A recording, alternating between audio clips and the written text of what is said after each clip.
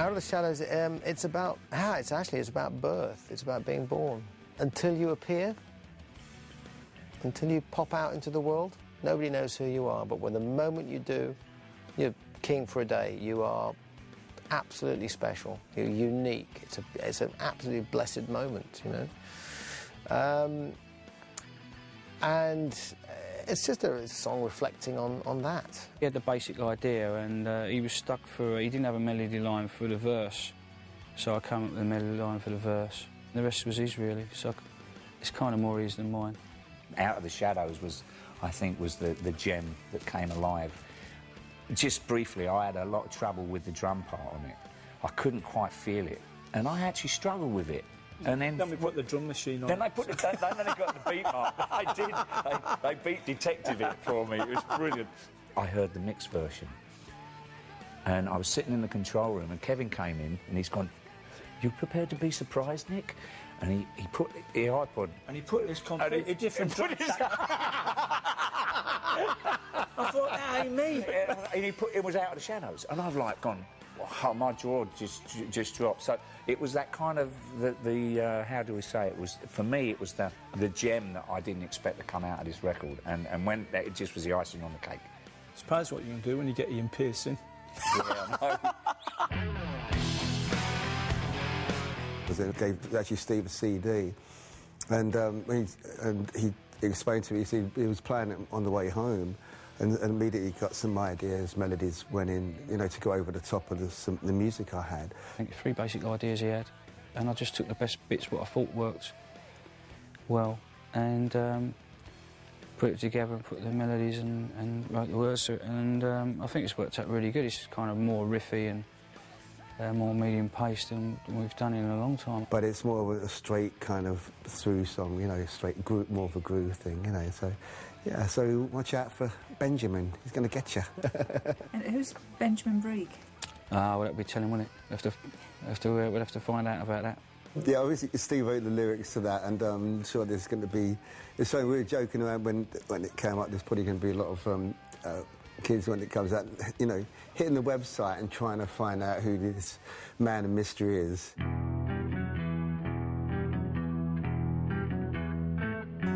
There's a line in the song that says religion's got a lot to answer for, and it's kind of an argument. I'm not anti-religious in any way, really, but I'm not pro-religion either, so it's kind of, you know, we've had a few debates about it kind of thing, and I think it's quite relevant to what's going on at the moment as well. It's just asked the question, really. Like, it's kind of ambiguous in the way it's written, lots of different melodies. Great song. Great, good God, amazing. You know, it's a great song to sing. You know. I mean, I do sound a bit like Cat Stevens at the beginning, but hey, how ironic is that? And finally, Adrian, Lord of Light. That's one of your last one. Angel Delight. Lord of Light. Oh.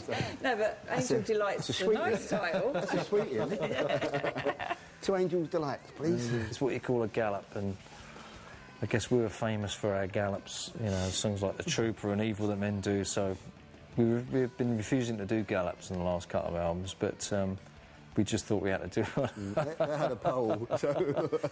We just spontaneously broke out of this gallop and we just went with it, you know. Yeah. Again, it's coming from the very first in Dave's session with Adrian, so it was very productive.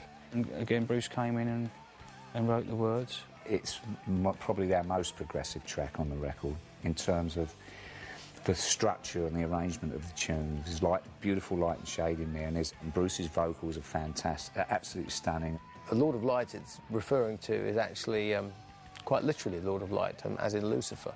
You're trying to be a bit more even-handed about this notion of heaven and hell. Maybe the guy downstairs got a rough deal. You know, maybe we should go upstairs and ask for his money back, you know. That's a bit different, I think, from what we've done before. Again, it was very spontaneous. There's melodies flying about all over the place on that one. And some of them ended up being guitar melodies and some ended up being vocal melodies. But the basic idea in the first place was Yannick's. Well, the legacy, it was just something I put together. I wanted to do something a bit orchestral with no choruses, but more themes running through it. But the idea I took to him was just the idea of truth and lies. And he came up with a slightly different slant on that idea. Took the song somewhere totally different, really, and I made it into something a little bit special, I think. The opening thing is almost like a nursery rhyme type thing,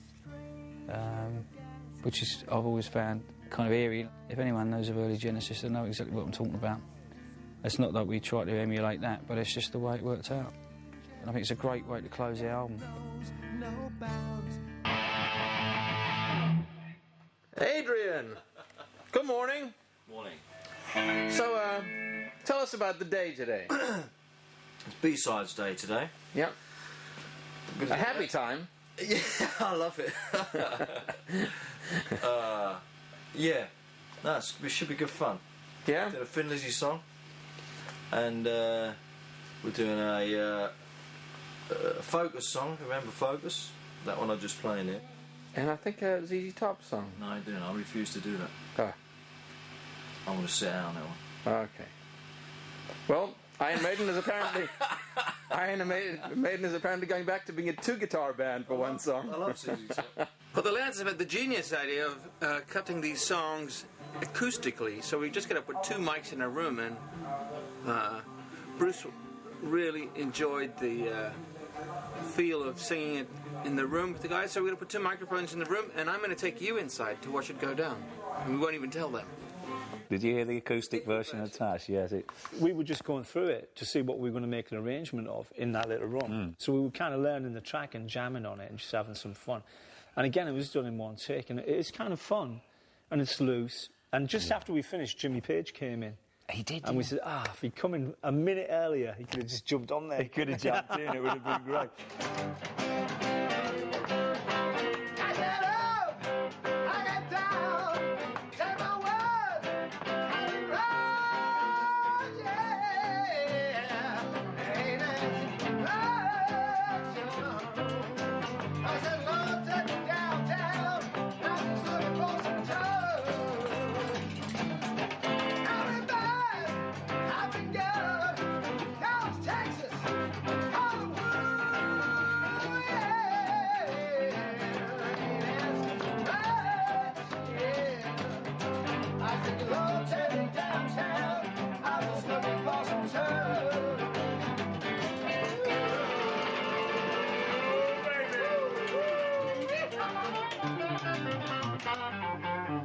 And it's a good night.